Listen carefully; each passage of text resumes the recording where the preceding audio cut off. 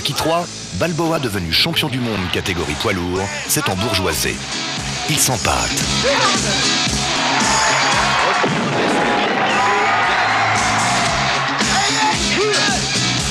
Alors, quand un jeune et arrogant monsieur Balebros, futur barracuda de l'agence Tourisque, l'attire sur un ring... Je veux Balboa! Donnez-moi Balboa! Il se fait vite mettre au tapis.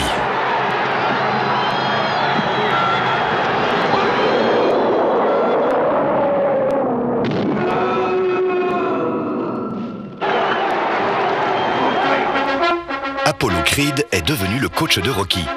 Il comprend vite que rien ne sert de courir avec lui sur le sable ou d'essayer de lui faire nager le papillon. Ce qu'il lui faut, c'est renouer avec la niaque de ses débuts, loin des salles d'entraînement cossues. Hé, t'as vu qui est là? Rocky Balboa, qu'est-ce qu'il fout là? Tu vois cet éclat dans leurs yeux, Rocky? Avant notre combat, je me suis entraîné à fond, mais j'avais pas ce regard-là. Toi, tu l'avais. Et tu as gagné. Il faut que tu retrouves ce regard-là. L'œil du tigre, mec. Oui, l'œil du tigre. Alors bien sûr, Balboa aura le dessus sur Mr. T, qui n'était encore que videur de nightclub dans la vraie vie.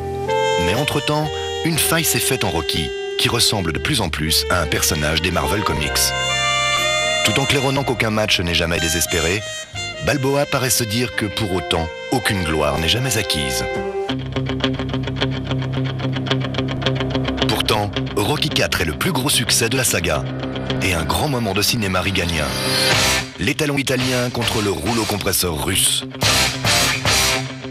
En fait, il s'agit juste du fiancé suédois de Grace Jones, mais la presse soviétique accuse quand même Stallone de propagande. C'est vrai aussi qu'à l'époque, son Rambo ne fait pas non plus dans la dentelle. Le Russe va perdre contre l'Américain, non parce qu'il s'est entraîné high-tech quand l'autre s'entraînait rustique, mais parce que Stallone a complètement perdu la maîtrise de son image publique.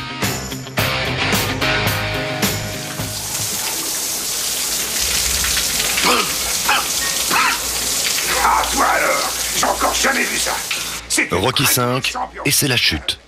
Balboa, victime d'une lésion cérébrale, quitte le ring et perd toute sa fortune. Il devient entraîneur d'un petit ambitieux, réel boxeur et arrière-petit-neveu de John Wayne, qui le plaque pour un autre. Faire du chemin, mais Duke me donne la chance d'aller au titre, pas toi. Si tu veux toujours m'entraîner, fais-le. Si tu veux pas, le fais pas. Tu marches avec moi ou on se sépare.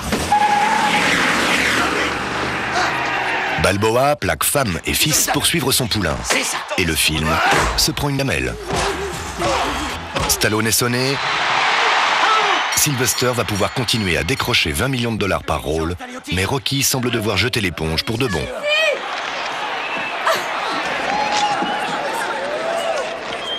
Sauf que 17 ans plus tard, Rocky revient.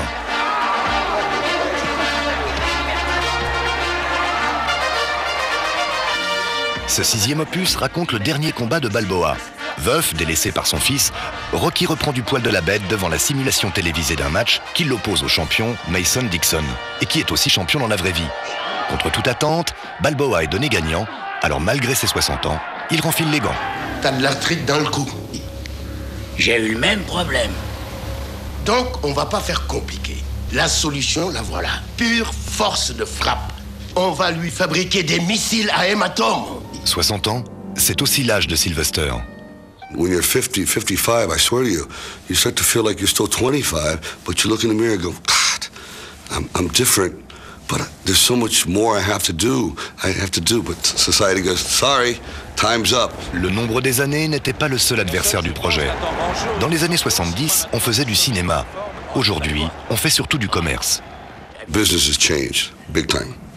Now it's very financial, technical. There's no people saying, I'll take a chance. Like today, Rocky I would never be made, ever.